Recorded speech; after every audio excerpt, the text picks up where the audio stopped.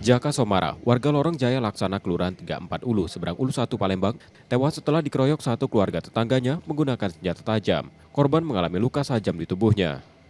Salah satu pelaku bernama Romli juga mengalami luka tusuk. Usai mendapat laporan, tim Inafis Polrestabes Palembang melakukan olah tempat kejadian perkara pada Minggu 28 September 2025 malam. Keributan diduga dipicu pertengkaran anak-anak.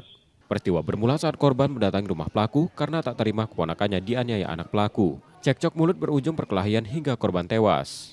Dan motif setelah kita penyelidikan masalah keributan masalah anak. Untuk pelaku masih dalam penyelidikan, sementara kita masih dengan satu pelaku yang juga dalam keadaan luka. Korban mengalami beberapa luka di tubuhnya, pertama di kepala, di tangan, dan di leher, dan beberapa luka lain di tubuh korban. Romli yang terluka sempat mendapat perawatan medis sebelum dibawa ke Polsek Seberang Ulu 1 untuk dimintai keterangan. Sementara dua pelaku lain, yakni anak dan keponakan Romli, masih dalam pengejaran polisi. Yudi Kiswanto, Kompas TV, Palembang, Sumatera Selatan.